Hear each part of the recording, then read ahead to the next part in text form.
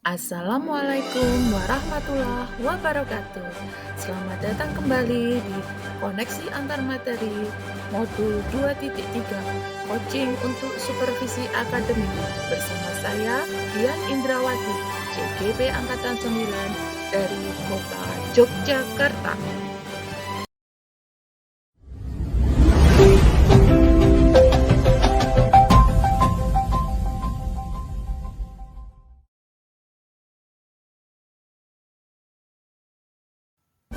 Tujuan pembelajaran khusus pada koneksi antar materi Modul 2.3 CGP menyimpulkan dan menjelaskan keterkaitan materi yang diperoleh dan membuat refleksi berdasarkan pemahaman yang dibangun selama Modul 2 dalam berbagai media.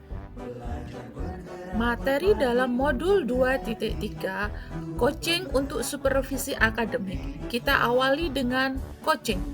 Coaching menurut ICF, International Coach Federation, coaching merupakan bentuk kemitraan bersama klien atau coachee untuk memaksimalkan potensi pribadi dan profesional yang dimilikinya melalui proses yang menstimulasi dan mengeksplorasi pemikiran dan proses kreatif. Alur percakapan coaching, acuan umum sebuah alur percakapan coaching yang akan membantu peran coach dalam membuat percakapan coaching menjadi efektif dan bermakna adalah alur TIRTA. TIRTA merupakan singkatan dari tujuan, identifikasi, rencana, dan tanggung jawab. Prinsip coaching. Yang pertama, kemitraan. Dalam coaching, posisi coach terhadap coachee-nya adalah mitra. Itu artinya setara, tidak ada yang lebih tinggi maupun lebih rendah. Yang kedua, proses kreatif. Proses kreatif ini dilakukan melalui percakapan yang dua arah, memicu berpikirnya coachee, memetakan dan menggali situasi coachee untuk menghasilkan ide-ide baru. Terakhir, memaksimalkan potensi. Untuk memaksimalkan potensi memberdayakan rekan sejawat, percakapan perlu diakhiri dengan suatu rencana tindak lanjut yang diputuskan oleh rekan yang dikembangkan. Kompetensi inti coaching, kehadiran penuh atau presence, kemampuan untuk bisa hadir bagi coachee sehingga badan, pikiran, hati selaras saat sedang melakukan percakapan coaching. Yang kedua, mendengarkan aktif. Seorang coach yang baik akan mendengarkan lebih banyak dan lebih sedikit berbicara. Dalam percakapan coaching, fokus dan pusat komunikasi ada pada diri coachee. Yang ketiga, mengajukan pertanyaan yang bermakna. Pertanyaan seorang coach diharuskan mampu menggugah orang untuk berpikir dan menstimulasi pemikiran coachee yang dapat mendorong coachee untuk membuat sebuah aksi bagi pengembangan dirinya. Paradigma berpikir coaching, fokus pada coachee atau rekan yang akan dikembangkan, bersikap terbuka dan ingin tahu, memiliki kesadaran diri yang kuat, mampu melihat peluang baru dan masa depan. Supervisi akademik dengan paradigma berpikir coaching. Melalui supervisi akademik, potensi setiap guru dapat dioptimalisasi sesuai dengan kebutuhan sehingga terjadi peningkatan kompetensi dengan menerapkan kegiatan pembelajaran baru yang dimodifikasi dari sebelumnya. Pelaksanaan supervisi akademik dilakukan dalam 3 tahapan, yaitu perencanaan, pelaksanaan supervisi, dan tindak lanjut. Siklus dalam supervisi klinis umumnya melalui 3 tahap, yaitu pra-observasi, observasi, dan pasca-observasi. Keterkaitan materi dan refleksi berdasarkan pemahaman Modul 2. Dalam relasi guru dengan guru, seorang coach dapat membantu seorang coachee untuk menemukan kekuatan dirinya dalam pembelajaran. Dalam relasi guru dengan murid, peran pendidik sebagai pamong dalam memberikan tuntunan dan memberdayakan potensi yang ada agar murid tidak kehilangan arah dan menemukan kekuatan dirinya tanpa membahayakan dirinya. Keterkaitan coaching untuk supervisi akademik modul 2.3 dengan pembelajaran sebelumnya modul 2.1 pembelajaran berdiferensiasi dan modul 2.2 pembelajaran sosial emosional akan disampaikan berikut ini. Pertanyaan pemantik, bagaimana peran Anda sebagai seorang coach di sekolah dan keterkaitannya dengan materi sebelumnya di paket modul 2, yaitu pembelajaran berdiferensiasi dan pembelajaran sosial emosional. Peran saya sebagai seorang coach di sekolah, dengan menerapkan prinsip coaching, saya akan menuntun murid-murid dan menggali potensi agar muncul ide-ide kreatif sesuai bakat, minat, impian, dan kodratnya melalui pembelajaran berdiferensiasi. Dengan menerapkan kompetensi inti coaching yang mendengarkan aktif, present atau kehadiran penuh, berarti saya juga telah sekaligus melakukan pembelajaran sosial emosional. Sehingga dengan demikian, murid-murid akan terlatih untuk lebih fokus, menghargai, dan termotivasi dalam mengikuti pembelajaran.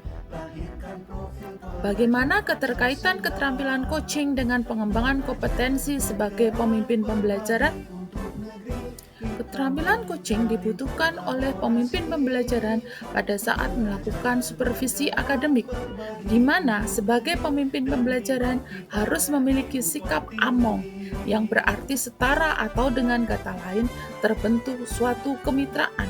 Jika sudah terbentuk suatu kemitraan antara coach dan kuci dan supervisor, sehingga tujuan supervisi akademik untuk mengembangkan kompetensi dan perbaikan proses pembelajaran yang berpihak pada murid tentunya akan dapat terwujud. Refleksi modul 2.3 Coaching untuk supervisi akademik. Pemikiran reflektif terkait pengalaman belajar. Yang pertama, pengalaman atau materi pembelajaran yang baru saja diperoleh. Pembelajaran baru yang saya peroleh adalah kompetensi inti coaching dan alur percakapan coaching sesuai alur Tirta. 2. Emosi-emosi yang dirasakan terkait pengalaman belajar. Saya merasa tercerahkan dari modul 2.3 ini, terutama strategi coaching ini dapat diterapkan kepada murid dalam mengatasi permasalahannya. 3. Yang sudah baik terkait keterlibatan diri saya dalam proses belajar. Selama saya membantu teman sejawat dalam supervisi akademik maupun persoalan sehari-hari, sudah mendekati alur Tirta. Namun, saya masih harus banyak belajar dan berlatih. Berikutnya, 4. Yang perlu diperbaiki terkait keterlibatan diri saya dalam proses belajar. Pencapaian kompetensi inti coaching dan penerapan alur percakapan coaching sesuai alur Tirta.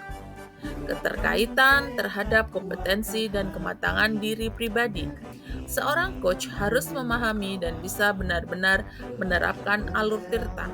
Untuk itu, coach harus berlatih dan mempunyai kematangan diri. B. Analisis untuk implementasi dalam konteks calon guru penggerak.